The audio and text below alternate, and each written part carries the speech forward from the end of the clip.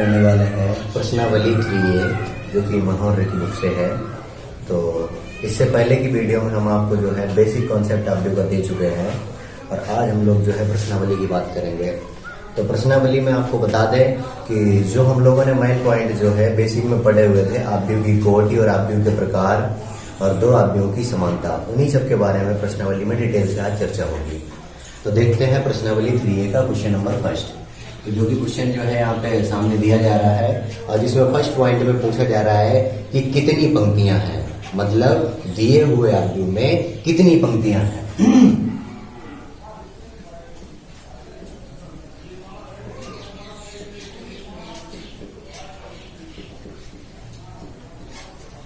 तो आव्यूह में पंक्तियां बराबर,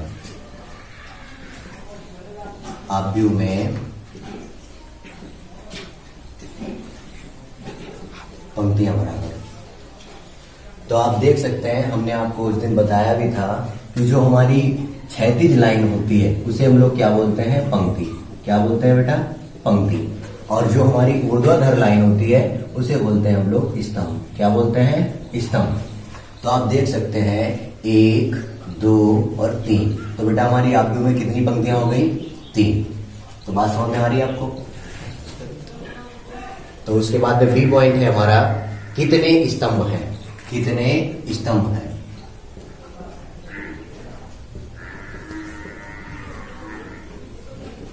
तो जैसा कि हमने आपको बताया हुआ है कि जो हमारी ऊर्ध्वाधर लाइन होती है वो हमारी क्या कहलाती है, स्तंभ। तो आप देख सकते हैं इसमें 1, 2, 3, 4। तो बेटा कितने स्तंभ हो गए, 4। तो हम लोग लिख सकते हैं आव्यूह में स्तंभ बराबर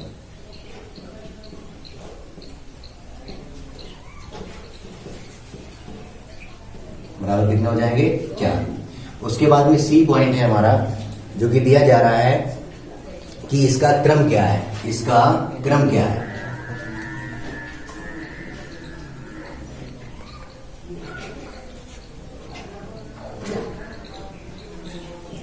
तो जैसा कि हमने आपको बताया हुआ था कि आव्यूह का क्रम या कोटि लिख सकते हैं। तो कोटि या क्रम एक ही बात होती है। तो हम लोग यहाँ पे लिख सकते हैं आव्यूह का क्रम बराबर। तो आव्यूह का क्रम या कोटि बराबर हमने आपको फार्मूला बताया हुआ था, पंक्ति में गुणे स्तंभ। तो आप देख सकते हैं हमारी कितनी पंक्तियां हैं, 3, और स्तंभ कितने हैं, 4। फार्मूला हमने आपको बताया हुआ था पंक्ति में गुणे स्तंभ। तो हमारा क्या हो जाएगा, आव्यूह का क्रम बराबर 3/4। तो इसे जो है क्या पढ़ेंगे बेटा, 3/4। उसको डी ऑप्शन है बेटा आपका, इसमें कुल कितने तत्व हैं, इसमें कुल कितने तत्व हैं।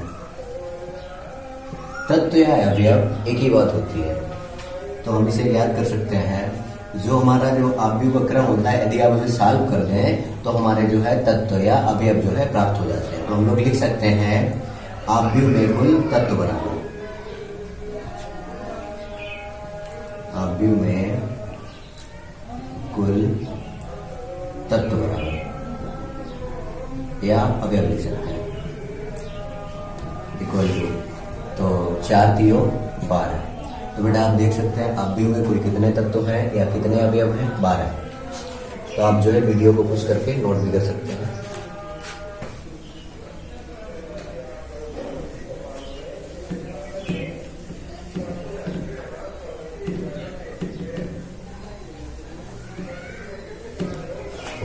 ये दूसरा क्वेश्चन है आपका, जिसमें पॉइंट फर्स्ट आपको दिया जा रहा है आव्यूह की कोटि बराबर, आव्यूह की कोटि बराबर,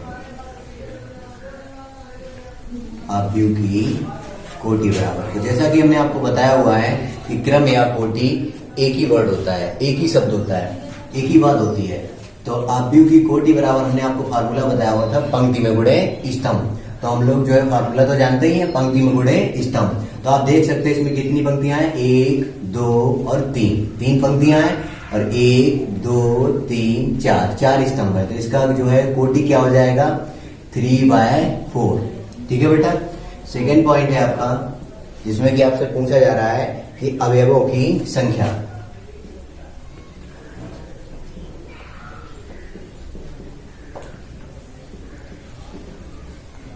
तो अवयवों की संख्या के लिए हमने आपको बताया हुआ था कि जो भी कोटि के लिए आप जो क्रम लिखते हैं ना, जो कोटि लिखते हैं उसी को यदि आप सॉल्व कर दें तो हमारे जो है अवयवों की संख्या आ जाएगी। तो 4 3 12, तो ये बेटा हमारे क्या आ गए, अवयव आ गए। उसके बाद में आपसे थर्ड पॉइंट पूछा जा रहा है,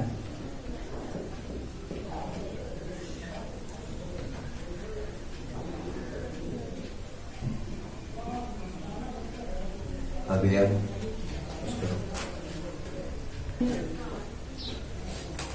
तो थर्ड पॉइंट में आपसे पूछा जा रहा है कि अवयव A13, A21, A33, A24 और A23 ज्ञात कीजिए। तो ये सब आपको समझ में आ रहा होगा कि A13, A21, A33, A24, A23 क्या है। तो इसको जो है पहचानने का हम आपको क्रम बता देते हैं, कोटि के जरिए से पहचानते हैं इसको। तो ये फॉर्मेट होता है आपका A11, A12, A13, A14 और आगे भी डाट डाट लिखे जा सकते हैं। फिर आप लिख सकते हैं A21, A22, A23 और A24, आगे भी dot dot. A31, A32, A33, A34, आगे भी डाट डाट। तो ये शायद आपको ना समझ में आ रहा कि 11, 12, 13 ये क्या है, तो इसे समझाने का जो है प्रयत्न करते हैं हम आपको एक बार। तो A11 है, तो हमने आपको बताया था बेटा जब क्रम लिखा जाता है तो पंक्ति में गुणे स्तंभ के रूप में लिखा जाता है। तो जो पहला पद है वो आपका पंक्ति को प्रदर्शित करता है और जो सेकेंड टर्म है वो आपको जो है स्तंभ को प्रदर्शित करता है। तो इसे हम लोग जो है इस तरह से पहचान सकते हैं कि ये पहली पंक्ति और पहले स्तंभ का अवयव है, ये पहली पंक्ति दूसरे स्तंभ का अवयव है, ये पहली पंक्ति तीसरे स्तंभ का अवयव है, ये पहली पंक्ति और चौथे स्तंभ का अवयव है, ये दूसरी पंक्ति और पहले स्तंभ का अवयव है, ये दूसरी पंक्ति और दूसरे स्तंभ का अवयव है, और ये जो है दूसरी पंक्ति और तीसरे स्तंभ का अवयव है, और ये अगला पद है आपका दूसरी पंक्ति और चौथे स्तंभ का अवयव है। इसी तरह से आगे भी आप समझ सकते हैं A31 का मतलब हो जाएगा ये तीसरी पंक्ति और पहले स्तंभ का अवयव है, और इधर हो जाएगा ये तीसरी पंक्ति और दूसरे स्तंभ का अवयव है, और ये A33 आपका हो जाएगा तीसरी पंक्ति और तीसरे स्तंभ का अवयव है, और A34 हो जाएगा आपका ये तीसरी पंक्ति और चौथे स्तंभ का अवयव है। तो इसी तरह से हम लोग जो है इसे याद कर सकते हैं। तो A13 इक्वल टू आप लिख सकते हैं, मतलब पहली पंक्ति और तीसरे स्तंभ का अवयव आपको देखना है, पहली पंक्ति और तीसरा स्तंभ। तो पहली पंक्ति तो आपकी यही है और तीसरा स्तंभ ये है, तो कितना हो जाएगा बेटा 19। उसके बाद में आपको याद करना है A21, मतलब दूसरी पंक्ति और पहला स्तंभ, दूसरी पंक्ति और पहला स्तंभ, तो बेटा यही है ना, तो ये हमारा कितना हो जाएगा 35। उसके बाद में आप देख सकते हैं आपसे पूछा जा रहा है A33, मतलब तीसरी पंक्ति और तीसरा स्तंभ, तीसरी पंक्ति और तीसरा स्तंभ, तो कितना हो जाएगा बेटा -5। उसके बाद में आप देख सकते हैं आपसे पूछा जा रहा है A24, तो मतलब दूसरी पंक्ति और चौथा स्तंभ, दूसरी पंक्ति और चौथा स्तंभ, तो कितना हो जाएगा 12। उसके बाद में आपसे पूछा जा रहा है A23, मतलब दूसरी पंक्ति और तीसरा स्तंभ, दूसरी पंक्ति और तीसरा स्तंभ, तो कितना हो जाएगा बेटा 5/2।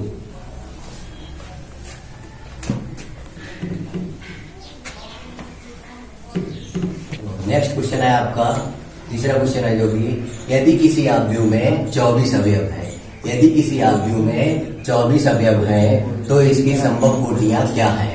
यदि इसमें 13 अवयव हो तो कोटियां क्या होंगी। तो हमने आपको कोटि के लिए फार्मूला बताया हुआ था पंक्ति में गुणे स्तंभ। तो आप देख सकते हैं कि आव्यूह में अवयव बेटा कितने दिए जा रहे हैं 24।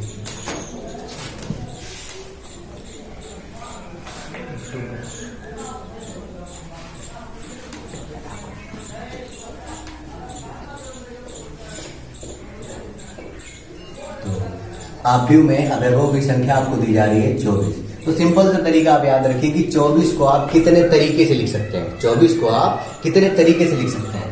तो हम लोग यहाँ पे लिख सकते हैं कि आव्यूह की संभव कोटियां बराबर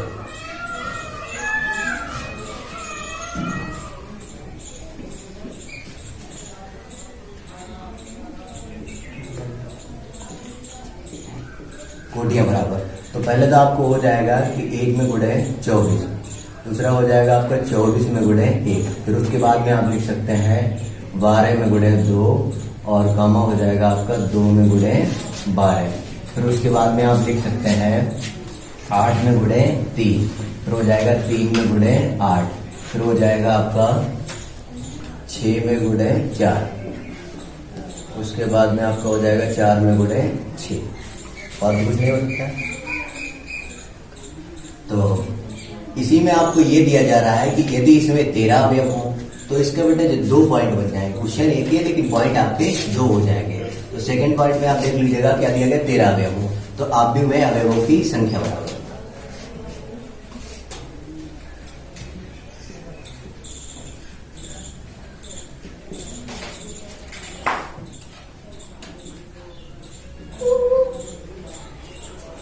संख्या आपको दी जा रही है 13। तो हमें क्या ज्ञात करना है, अवयव की संभव कोटियां।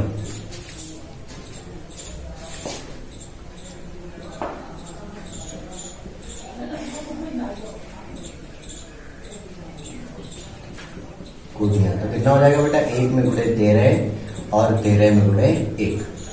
क्लियर।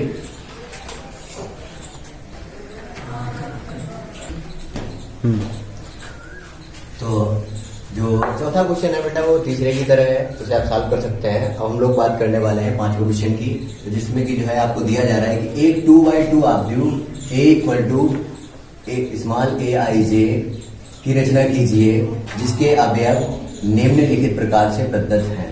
ठीक है, तो अवयव के लिए इसमें बेटा हमें फार्मूला दिया जा रहा है a i j equal to i plus 2j का होल स्क्वायर और अपॉन 2। ठीक है, तो एक हमें 2/2 के अवयव की रचना करनी है। ठीक है, तो हम लोग मान सकते हैं यहाँ पे, माना a इक्वल टू, या इस तरह से लिख सकते हैं, माना 2/2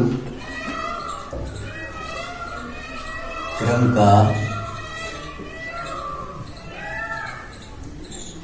अवयव। a बराबर हम लोग लिख सकते हैं, हो जाएगा a11, a12, a21 और a22। ठीक है बेटा, तो यहाँ पे जो i और j है, तो i जो है वो पंक्ति को दर्शाता है और j जो है वो हमारे स्तंभ को दर्शाता है। ठीक है बेटा, तो इसी तरह से पहले हमें ज्ञात करना है a11, मतलब पहली पंक्ति और पहले स्तंभ का अवयव, उसे ज्ञात करना है। तो a11 इक्वल टू आपका हो जाएगा, आप समझ पा रहे हैं कि i के स्थान पे 1 रखना है और j के स्थान पे भी 1 रखना है। तो 1 और प्लस 2 और इंटू 1 का होल स्क्वायर और अपॉन 2। तो इसे हम लोग सॉल्व कर सकते हैं, 1 और प्लस 2 और पूरे का होल स्क्वायर और अपॉन 2। तो इधर कितना हो रहा है, 3 का स्क्वायर और अपॉन 2। इधर 3 3 9 और बटे में 2। उसके बाद में हमें याद करना है a12, तो मतलब बेटा i के स्थान पे आ जाएगा 1 और j के स्थान पे आ जाएगा 2। तो हम लोग देख सकते हैं 1 और प्लस 2 और इंटू 2 का होल स्क्वायर और अपॉन 2। जैसे हम लोग सॉल्व कर सकते हैं, 1 और प्लस 2 दूना 4 पूरे का होल स्क्वायर और अपॉन 2। इधर कितना हो जाएगा, 4 और 1 5 का होल स्क्वायर और अपॉन 2। तो इधर हो जाएगा 25 बटे में 2। उसके बाद में हमें याद करना है a21, तो इसे हम लोग लिख सकते हैं 2 और प्लस 2 और इंटू 1 का होल स्क्वायर और अपॉन 2। इधर आ जाएगा आपका 2 और प्लस 2 का होल स्क्वायर और अपॉन 2। इधर आ जाएगा 4 का स्क्वायर और अपॉन 2। तो 4 चक्कू 16 और बटे में 2, तो 2 अट्ठे 16। और उसके बाद में आपको याद करना है a22 इक्वल टू, तो कितना हो जाएगा 2 और प्लस 2 और इंटू 2 का होल स्क्वायर और अपॉन 2। तो इसे हम लोग सॉल्व कर सकते हैं, 2 और प्लस 2 दूना 4 पूरे का होल स्क्वायर और अपॉन 2। इधर हो जाएगा 4 और 2 6 का होल स्क्वायर और अपॉन 2। तो 6 छंग 36 बटे में 2। तो इसे हम लोग जो है डिवाइड कर सकते हैं, तो 2 एकम 2 और 2 अट्ठे 16। तो ये आ गया आपका 18। तो हमें क्या ज्ञात करना था, 2/2 का अवयव। तो हम लोग लिख सकते हैं, इसलिए a इक्वल टू, a हमारा क्या है, 2/2 का अवयव है। तो बस हमें जो है इसकी वैल्यू पुट कर देनी है। a11 का मान a11 के स्थान पे, a12 का मान a12 के स्थान पे और a21 का मान a21 के स्थान पे और a22 का मान a22 के स्थान पे। तो हम लोग लिख सकते हैं, इधर आ जाएगा बेटा आपका 9 बटे में 2 और इधर आ जाएगा 25 बटे में 2 और इधर आ जाएगा आपका 8 और इधर आ जाएगा 18।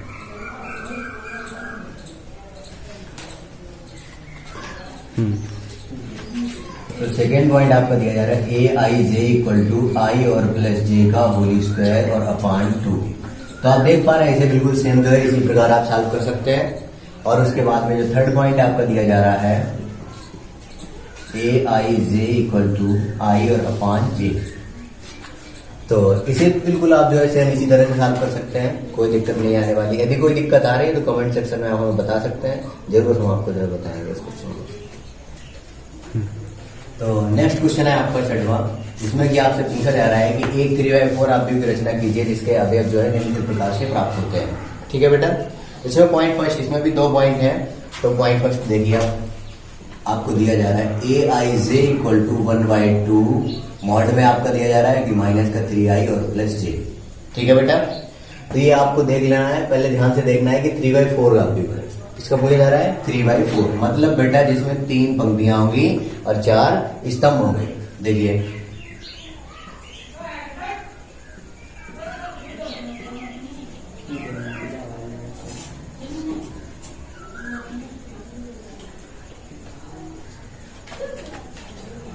ए बराबर आप भी हम लोग मान लेते हैं A11 है, A12 है, A13 है, A14 है, A21, A22, A23, A24, A31, A32, A33, A34।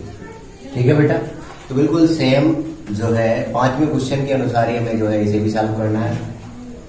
तो A11 है, मतलब बेटा I के स्थान पे भी 1 रखना है और J के स्थान पे भी 1 रखना है।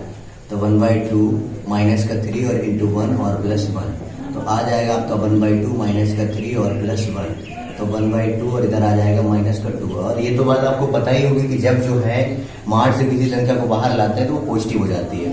तो आ जाएगा 1/2 और इंटू 2 से 2 क्रॉस, तो आपका आ जाएगा 1। अब हम लोग बात करेंगे A12 की, मतलब बेटा I के स्थान पे 1 और J के स्थान पे 2 रखना है। तो हम लोग जो है सॉल्व कर सकते हैं इसे 1/2 माइनस का 3 और इंटू 1 और प्लस 2, तो 1/2 और इधर आ जाएगा माइनस का 3 और प्लस 2, तो आ जाएगा बेटा 1/2 और माइनस का 1। तो मार्ट से जब बाहर निकालेंगे तो 1 जो है पॉजिटिव हो जाएगा, तो इसलिए आ जाएगा 1/2 और इंटू 1, तो आ जाएगा आपका 1/2।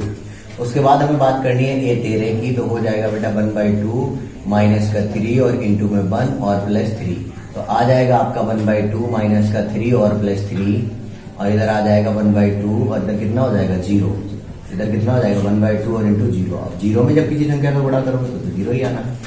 अब उसके बाद हम लोग बात करेंगे A14 की, तो आ जाएगा बेटा 1/2 माइनस का 3 और इंटू 1 और प्लस 4, तो आ जाएगा आगे आपका 1/2 और माइनस का 3 और प्लस 4, तो 1/2, जब प्लस के 4 में से माइनस का 3 जाएगा तो प्लस का 1 आ जाएगा, तो इसे हम लोग लिख सकते हैं 1/2।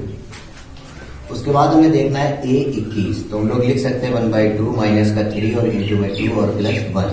हम लोग सॉल्व कर सकते हैं 1/2 और 3 दूना माइनस का 6 और प्लस 1, तो आ जाएगा बेटा 1/2 और इधर कितना आ रहा है माइनस का 5, तो मार्ट से बाहर निकालेंगे तो पॉजिटिव हो जाएगा, तो 1/2 और इंटू में 5, तो इसे हम लोग लिख सकते हैं 5/2। उसके बाद में आप आगे देख सकते हैं A22 आपको ज्ञात करना है, तो 1/2 और माइनस का 3 और इंटू 2 और प्लस 2। ठीक है बेटा। तो 1/2 और इधर कितना हो जाएगा 3 दूना माइनस का 6 और प्लस 2, इधर आ जाएगा 1/2 और इधर कितना आ रहा है माइनस का 4, तो मार्ट से बाहर निकालेंगे तो पॉजिटिव हो जाएगा, तो आ जाएगा 4 और अपॉन 2, तो 2 दूना 4 इक्वल टू 2।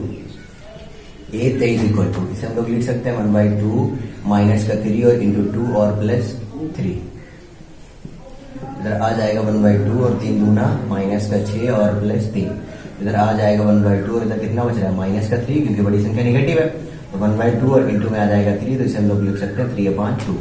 उसके बाद हम लोग बात करने वाले हैं A24 की, तो आ जाएगा बेटा 1/2 माइनस का 3 और इंटू 2 और प्लस 4, इधर आ जाएगा आपका 1/2 माइनस का 3 दूना 6 और प्लस 4, इधर कितना हो जाएगा 1/2 और इधर कितना बच रहा है माइनस का 2, तो मार्ट से बाहर निकालेंगे तो पॉजिटिव हो जाएगा, तो 2/2, 2 एकम 2 इक्वल टू 1। तो अब हमें ज्ञात करना है A31, तो आ जाएगा आपका 1/2 माइनस का 3 और इंटू 3 और प्लस 1, तो 1/2 और इधर माइनस का 9 और प्लस 1, तो आ जाएगा 1/2 और माइनस का 8, इधर कितना हो जाएगा 1/2 और इंटू में 8, तो 2 चाकू 8, तो 4 एकम 4। उसके बाद हमें ज्ञात करना है A32, तो आ जाएगा हमारा 1/2 माइनस का 3 और इंटू 3 और प्लस 2, इधर आ जाएगा 1/2 और 3 दिया माइनस का 9 और प्लस 2, तो 1/2 और इधर कितना हो जाएगा माइनस का 7, इधर आ जाएगा 1/2 और इंटू में 7, तो इधर आ जाएगा 7/2। उसके बाद हमें याद करना है A33, तो हम लोग लिख सकते हैं 1/2 माइनस का 3 और इंटू में 3 और प्लस 3, तो आ जाएगा 1/2 और 3 दिया माइनस का 9 और प्लस 3, तो आ जाएगा 1/2 और इधर कितना बच रहा है माइनस का 6, जैसे हम लोग लिख सकते हैं 1/2 और इंटू में 6, तो 2 दिया 6 इक्वल टू 3। उसके बाद हम लोग बात करने वाले हैं A34 की, तो 1/2 और माइनस का 3 और इंटू में 3 और प्लस 4, 1/2 और इधर कितना हो जाएगा माइनस का 3 3 9 और प्लस 4, इधर कितना हो जाएगा 1/2 और माइनस के 9 में से इधर प्लस का 4 जाएगा तो बेटा माइनस का 5 आ जाएगा क्योंकि बड़ी संख्या निगेटिव है। इधर कितना हो जाएगा 5/2। तो इन्हें जो है बेटा विधिवत तौर पे लिख देना है, जिस तरह से हमारा जो है माना हुआ था अभी हम लोगों ने उसी तरह से जो है विधिवत तौर पे लिख देना है। तो अभी ए बराबर इधर हम लोग लिख सकते हैं 1 1/2 0 1/2 1 1/2 0 1/2, इधर है ना 5/2 2 3/2 1, कितना है 5/2, उसके बाद में कितना है 2 3/2, उसके बाद में 1। नेक्स्ट है 4 7/2 4 7/2 और उसके बाद 3 और उसके बाद में 5/2। तो वीडियो को पॉज करके जो है आप क्वेश्चन क्लियर कर सकते हैं।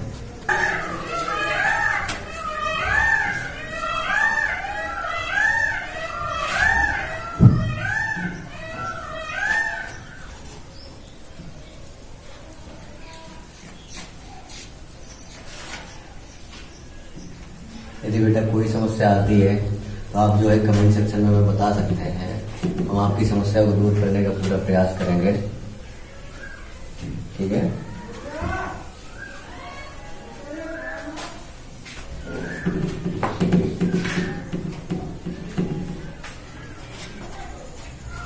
हाँ बेटा देखिए 7वां क्वेश्चन, निम्नलिखित आव्यूहों के क्रम लिखिए तथा यह भी लिखिए कि इनमें से कौन से आव्यूह वर्ग है, इनमें से कौन से आव्यूह वर्ग है। तो हमने आपको बताया कि पहले हमें क्या लिखना है बेटा क्रम के लिए सिंपल सा फार्मूला पहले ही हमने आपसे कह दिया था कि बहुत ही इंपॉर्टेंट फार्मूला, बहुत ही उपयोग होने वाला है। तो आप देख सकते हैं हमें क्या याद करना है, क्रम या कोटि एक ही बात होती है। तो हम लोग लिख सकते हैं आव्यूह का क्रम बराबर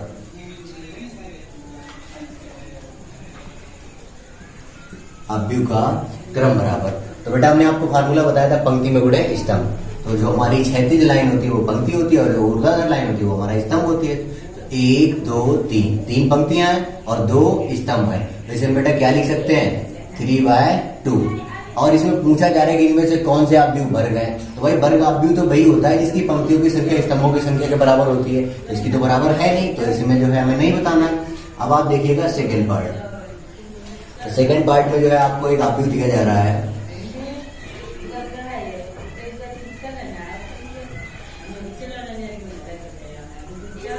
ठीक है बेटा। तो हमें जो है इसका भी क्रम ज्ञात करना है। तो आव्यूह का क्रम बराबर, तो क्रम बराबर कितना हो जाएगा बेटा 3/3। तो ये हमारा जो है 3/3 का आव्यूह दिया गया, मतलब 3 पंक्तियां हैं और 3 स्तंभ हैं। आप ये मत समझिएगा आप 3 दिया गया तो इसलिए 3 लिख दिया, नहीं 3 पंक्तियां हैं और 3 ही हमारे स्तंभ है, ठीक है बेटा। और उसके बाद हमसे ये भी पूछा गया था कि वर्ग आव्यूह है तो बताना है। तो हम लोग देख सकते हैं कि इसमें पंक्तियों की संख्या स्तंभों की संख्या के बराबर है। तो हमें क्या करना है कि बता देना है कि ये जो आव्यूह दिया गया है वो कैसा है, वर्ग आव्यूह है। तो हम लोग जो है चूंकि में लिखेंगे और चूंकि में बेटा वो बात लिखी जाती है जो हमें पता होती है और इसलिए में वो आ जाता है जो उसके जरिए से हो जाता है। तो देखिए चूंकि पंक्तियों की संख्या स्तंभों की संख्या के समान है।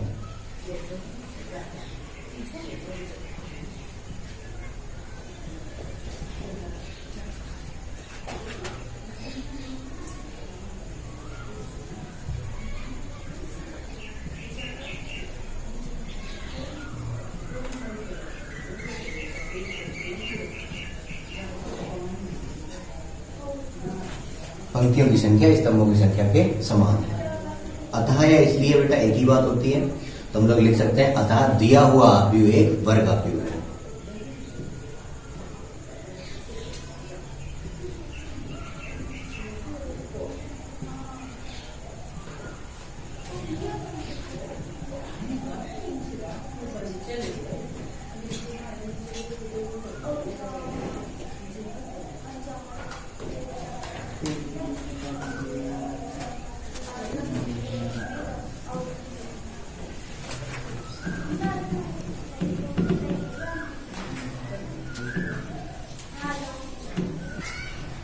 तो बेटा जो है 7वें क्वेश्चन के जो आपके पार्ट रह रहे हैं सी डी ई एफ, वो जो है उसी प्रकार आप सॉल्व कर सकते हैं। खाली क्रम लिखना है और उसके बाद में वर्ग आव्यूह है तो बताना है। कर सकते हैं आप, 12th क्लास के स्टूडेंट हैं। तो हम लोगों को बात करने हैं 8वें क्वेश्चन की, जिसमें कि पूछा जा रहा है आपसे अवयवों के निम्नलिखित समीकरणों में से x, y तथा z के मान जो है ज्ञात कीजिए। तो हमने आपको डेफिनेशन बताई थी, दो अवयवों की समानता की परिभाषा बताई थी ना। आप यदि नहीं देखा है तो पहले, इससे पहले जो वीडियो है ना उसे देख लीजिएगा, बेसिक कॉन्सेप्ट है उसे समझ लीजिएगा, ठीक है बेटा। तो हमें जो है समझना है, और उस डेफिनेशन में जो है हमने आपको ये बताया हुआ था कि दो अवयव की समानता की जो परिभाषा बताई हुई थी, उसमें हमने आपको ये बताया था कि कोई भी यदि दो अवयव समान है, वो समान अवयव कैसे कहे जाएंगे, जब उनका क्रम समान होगा। जैसे कि आप देख पा रहे हैं कि 2/2 का ये भी अवयव कैसा है बेटा, 2/2 का है, तो दोनों अवयव कैसे हो गए, हमारे समान हो गए। और यही तो हम लोगों ने सीखा हुआ था, दो अवयव की समान है तो उनके संगत अवयव कैसे होंगे, बराबर होंगे। तो देखिए, दो अवयवों की समानता की परिभाषा से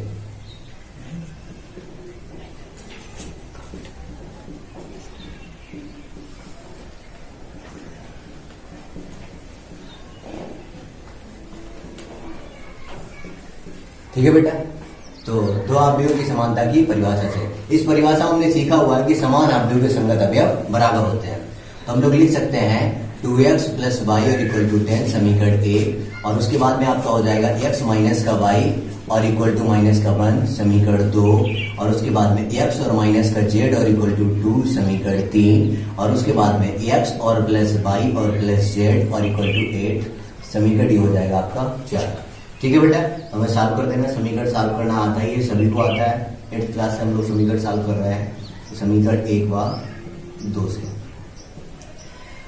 तो 2x और प्लस y और इक्वल टू 10 समीकरण 1, और इधर आ जाएगा x माइनस का y और इक्वल टू माइनस का 1 समीकरण 2। क्या हो जाएगा बेटा, जोड़ने पर, ठीक है।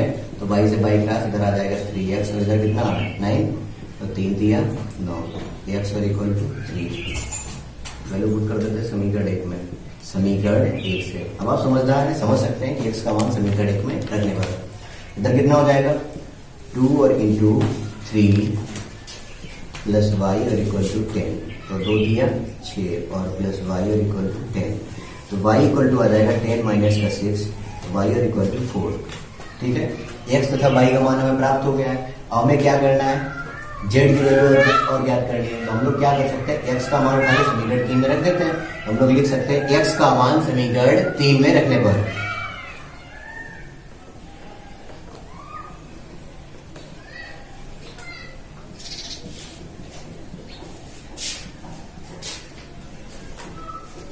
x की वैल्यू उठा के हमें रख देनी समीकरण 3 में। तो कितना है x का मान 3, तो इधर हो जाएगा 3 माइनस का z और इक्वल टू 2, तो 3 और माइनस 2 और इक्वल टू z, तो इधर कितना बच रहा है 1 इक्वल टू z, तो z इक्वल टू 1।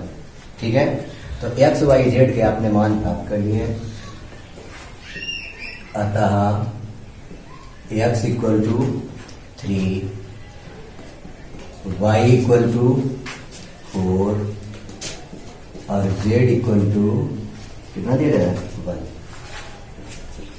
ठीक है बेटा, और जो 8वां क्वेश्चन है आपका, उसके जो पार्ट आपके दिया जा रहा है B C D E F, वो पार्ट आप सॉल्व कर लीजिएगा। यदि कोई पार्ट नहीं सॉल्व हो रहा है तो आप कमेंट सेक्शन में हमें बता सकते हैं, उसका वीडियो हम फिर से अपलोड कर देंगे।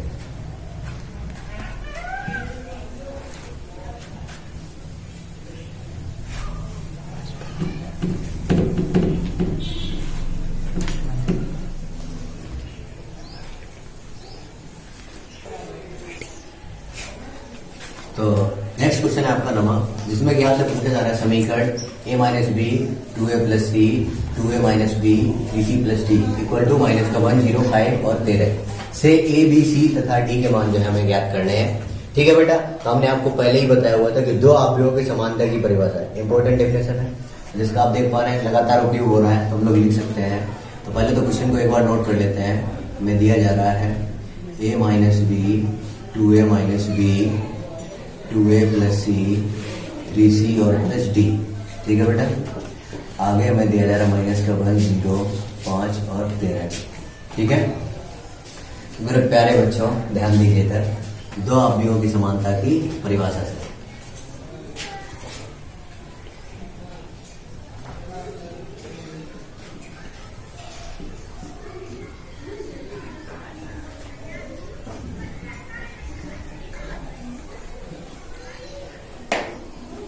ठीक है बेटा। तो दो आव्यूहों की समानता की परिभाषा है। आप देख पा रहे हैं 2/2 का ये भी आव्यूह, 2/2 का ये भी आव्यूह है। तो समीकरण पहले बना लेते हैं। तो a माइनस बी और इक्वल टू -1 समीकरण 1, 2a प्लस सी और इक्वल टू 5 समीकरण 2। उसके बाद में 2a माइनस का b और इक्वल टू हो जाएगा आपका 0 समीकरण 3। 3c और प्लस d और इक्वल टू आ जाएगा 13 समीकरण बन जाएगा 4। ठीक है। तो पहले जो है दो समीकरण ये आपके ज्यादा आसान है, 1 और 3 तो ज्यादा आसान रहेगा, इसे सॉल्व कर लेते हैं। समीकरण 3 व 1 से, समीकरण 3 व 1 से। समीकरण 3 आपका बेटा दिया जा रहा है 2a माइनस का b और इक्वल टू 0 समीकरण 3, और 1 आपका दिया जा रहा है a माइनस b और इक्वल टू -1 समीकरण 1।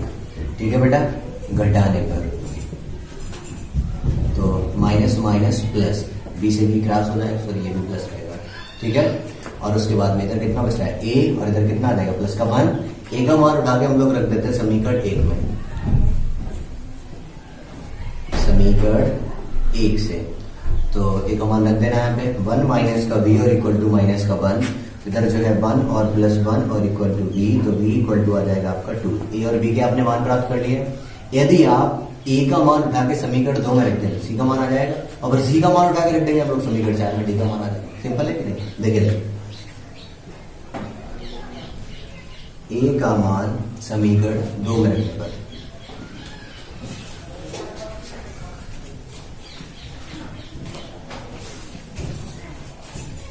ठीक है बेटा।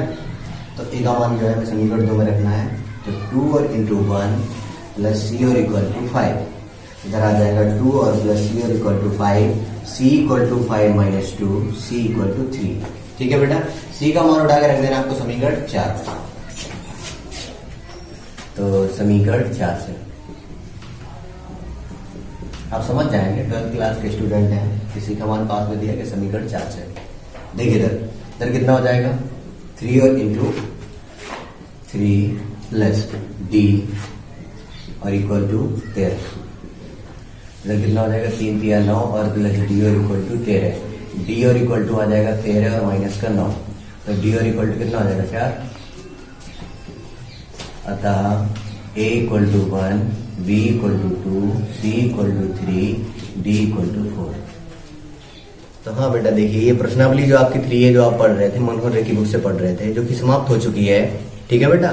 और उसके बाद में यदि किसी भी क्वेश्चन में आपको कोई भी समस्या है तो आप कमेंट सेक्शन के जरिए हमसे बात कर सकते हैं या कॉल कर सकते हैं। ठीक है बेटा। और उसके बाद में जो है अगली वीडियो में मिलते हैं, जो जिसमें आपको पढ़ना है आव्यूह का योग। ठीक है बेटा। तो अगली वीडियो में फिर से मिलेंगे। Thanks for watching. Please like share and subscribe.